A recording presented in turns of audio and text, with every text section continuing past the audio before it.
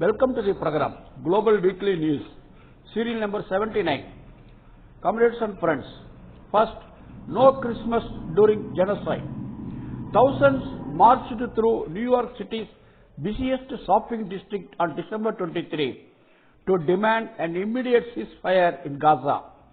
The march called for by the Shut It Down for Palestine coalition stated that there can be no holiday celebrations as usual while Israel carries out a genocide in Gaza with complete political and financial backing of the United States of America.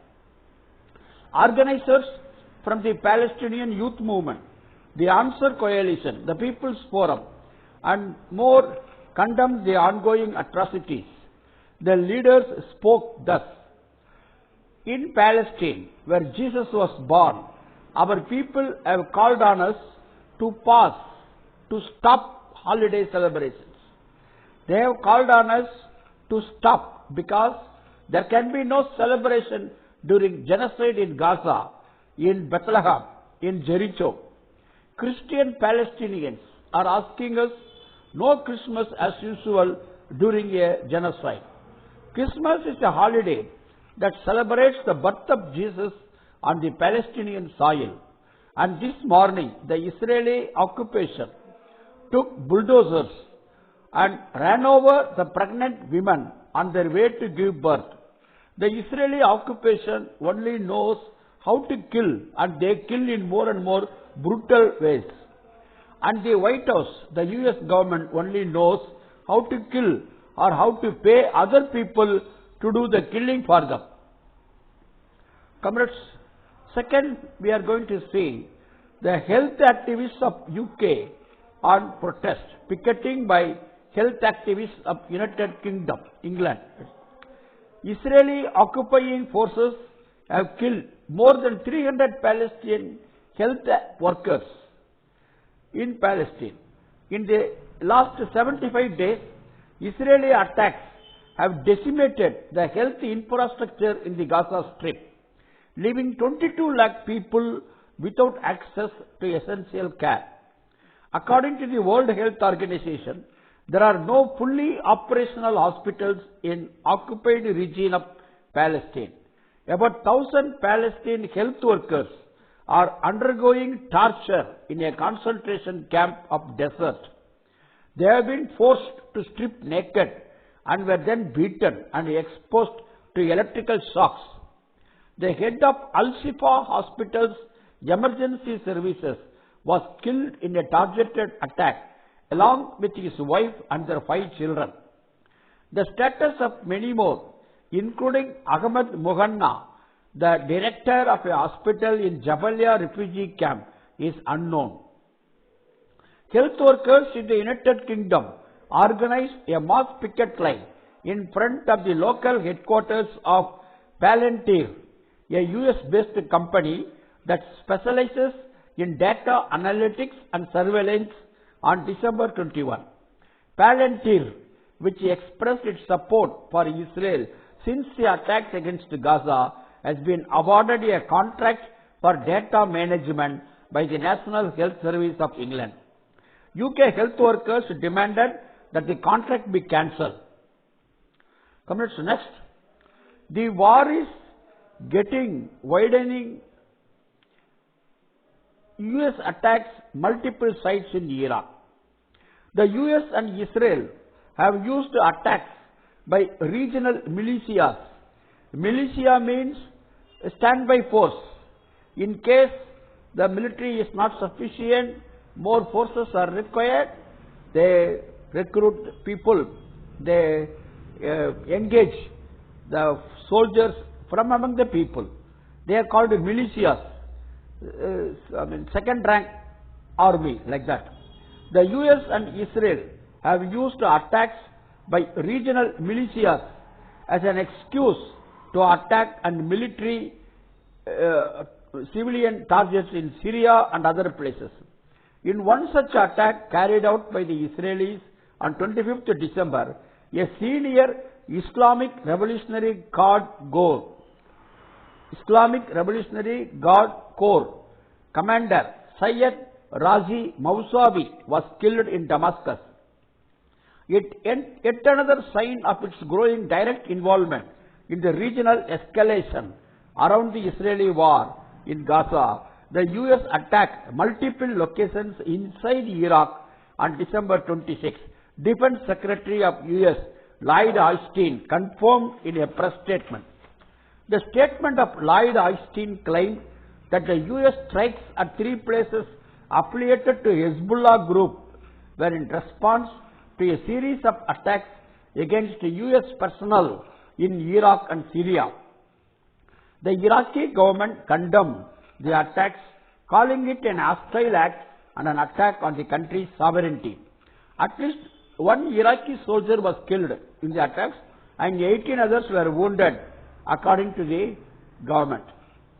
The US base in Iraq's Erbil, a place called Erbil, the US military base in Iraq's Erbil was attacked by Iraqi militias with drones on 25th December, injuring at least 3 American soldiers.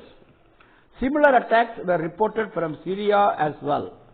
Iraqi militias claimed that the attack on Erbil and other bases were carried out in retaliation to the US support to the Israeli war in Gaza, in which over 20,900 Palestinians have been killed since October 7. Nearly 55,000 other Palestinians have been injured in Israel's indiscriminate bombing and ground offensive, including Israeli murders in West Bank, where there are no Hamas. The total number of Palestinians killed so far are 21,200. 3 lakh Palestinian houses were also destroyed.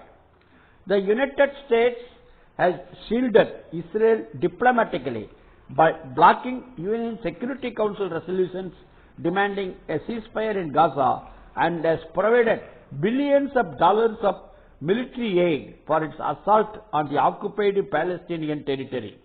Militias in the region have targeted the US bases in the region since October 7. According to the statistics provided by the US, its bases have been attacked over 100 times since October. Houthis, leading the government in a part of Yemen, has targeted ships going to and from Israel through the Red Sea. Many ships are now going on a circuitous route through the African coast. Shipping charges have gone up 15% under this circuitous route. The US has established an international maritime alliance with about 20 countries, including UK, France, Italy, Canada, Netherlands, Norway, Spain, Seychelles and Bahrain, to prevent such attacks. 30% of container ships pass through the Red Sea and Suez Canal. Iran has been providing assistance to the Syrian government in the war of Syrian government against the rebel militias and terrorist groups such as ISIS within Syria. Israel claims Iranian presence in Syria threatens its national security and has carried out thousands of airstrikes there since 2011, killing hundreds of people, mostly civilians. The assassination of Mousavi by Israel was condemned by Iran and several other regional militias. Lebanese resistance force Hezbollah pledged retaliation for the assassination of Mousavi. Hezbollah has been targeting Israeli forces in northern Israel since October 7 in solidarity with the Palestinian resistance in Gaza. In response, Israel has targeted civilian residential areas and infrastructure in southern Lebanon, killing over a dozen citizens. In a statement, Popular Front for the Liberation of Palestine, a left-wing resistance group, remembered Mousavi's contribution in strengthening resistance against the Israeli occupation. Comrades and friends, now we are going to see regarding murder of Khalida Jarrar of Palestine. Israeli occupation forces detained Palestinian leader and activist Khalida Jarrar from her home in Ramallah in occupied West Bank on December 26. Khalida Jarrar is a former parliamentarian and a prominent leader of the Popular Front for the Liberation of Palestine. She is a staunch advocate of women and prisoner rights. She has been detained multiple times in the past and has spent several years in prison, mostly in solitary confinement. Of her time in prison, she wrote, "Hope in prison is like a flower that grows out of a stone. For us Palestinians, education is our greatest weapon. With it, we will always be victorious." That's what she wrote in the prison. Since October 7, over 305 Palestinians have been killed in the occupied West Bank, where Hamas is not there, and close to 4,800 have been arrested. In response to the arrest, the Popular Front for the Liberation of Palestine stated, "The arrests are a desperate and failed attempt to empty the West Bank of any national or political mobilization movement." Comrades, now let us go and see what is happening in Argentina, a South American country. Tens of thousands protested in Buenos Aires, Argentina, in front of the country's courts to reject the illegal orders passed by the President Javier Milei, curtailing workers' rights. The anti-worker decree, which was announced by President on December 20, has been widely denounced by trade unions and movements. The movement was called by the trade unions, left movements and parties. In response, the government warned that it will use all the deterrent measures to the protest. The Minister of Security also threatened that anyone who participated in road blockades will not receive any state welfare. Protests against the far-right Argentine government's extreme economic austerity are expected to continue and grow. Comrades, next we are going to Malaysia. More than 100 Malaysians have joined a sit-in demonstration outside the US Embassy in Kuala Lumpur in solidarity with Palestine and in response to the continued US veto to attempts for a ceasefire in the ongoing Israeli war on Gaza. The Palestine Solidarity Secretariat, a coalition of 48 groups, including political parties from both the ruling and the opposition coalitions, civil society groups, and youth and student movements. The 6-day-long sit-in began on December 26, with dozens participating in the demonstrations despite rain and obstructions by the police. The demonstrators chanted slogans, "Free, free, free Palestine," and from the Jordan River to the Mediterranean Sea, Palestine will be free. Nordic countries signed military deals with the US. Now we are going to look at what's happening in Nordic countries. Nordic means islands in northern Europe. Denmark, Finland, Iceland, Norway, Sweden, Greenland are the Nordic countries. Comrade, ஒரு நிமிஷம் silence please. Comrade, ஒரு நிமிஷம் அமைதியா இருங்க, இதை பேசி முடிச்சிடுறேன். Nordic means islands in northern Europe. Denmark, Finland, Iceland, Norway, Sweden, Greenland are the Nordic countries. In less than a month, the US has signed 3 separate defense agreements with countries like Sweden, Finland and Denmark to ramp up the militarization in the Nordic region. தோழர்களே, ஒரு நிமிஷம் அமைதியா இருங்க தோழர். நான் Facebook record பண்ணிட்டு இருக்கிறேன். ரொம்ப இருக்கு. In less than a month, the US has signed 3 separate defense agreements with countries like Sweden, Finland and Denmark to ramp up the militarization in the Nordic region. Communists and peace activists protested the recent move by the governments of Denmark, Finland and Sweden to sign military deals with the US government, which completely reverses those countries' traditional policy of military neutrality. The agreements will give the US unrestricted military access to many bases in these countries and permission to the US to station military personnel, vehicles and armaments. Earlier, citing the security threats, quoting the security threats emanated by the Russian invasion of Ukraine in 2022, Finland applied for NATO membership and joined the US-led war alliance on 4th April 2023 as a full member, abandoning decades-old military neutrality policy. Finland became the 31st member of NATO, which was formed as a military alliance in 1951 in the context of the Cold War to counter the rising influence of the USSR in Europe and elsewhere. NATO has expanded consistently even after the dissolution of the USSR and the end of the Cold War in the early 1990s.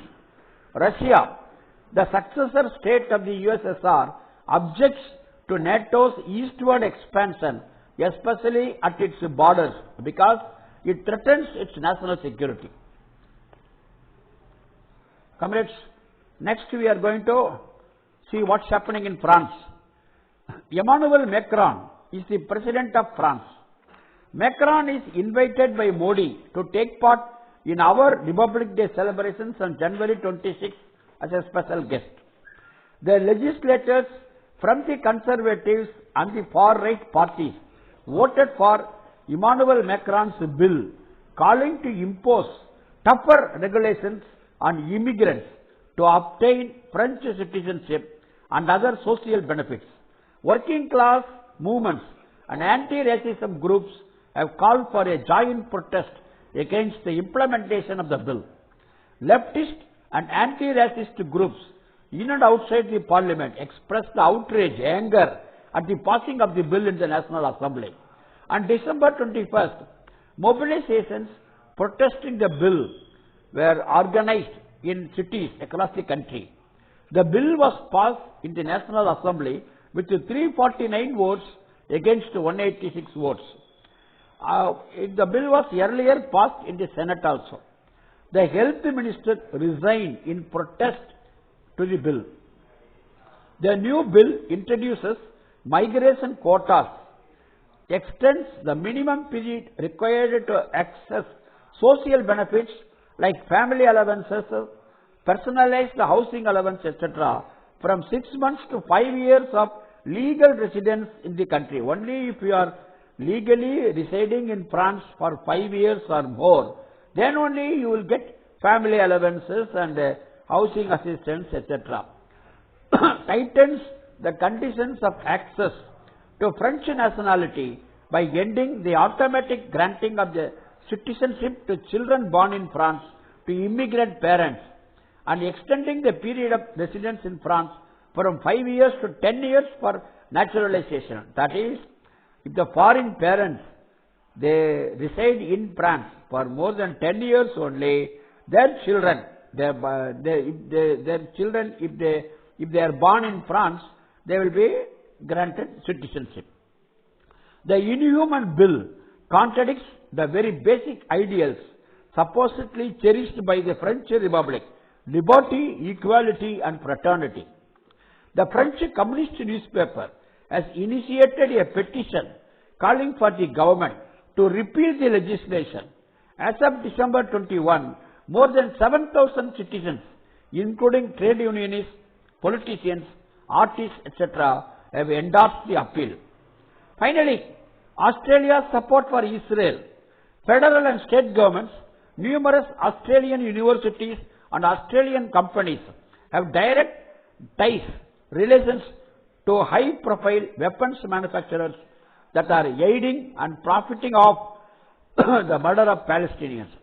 Over the past 5 years, the Department of Defense has approved 350 defense export permits to Israel. Comrades, Happy New Year and Pongal. Let us carry out the task in the new year against US-Israel axis the warmongering imperialism. Let us try to maintain peace all over the world. Let us oust the communal anti-people authoritarian Modi government. Thank you, comrades. Lal Salam. Happy New Year and Pongal. See you next week.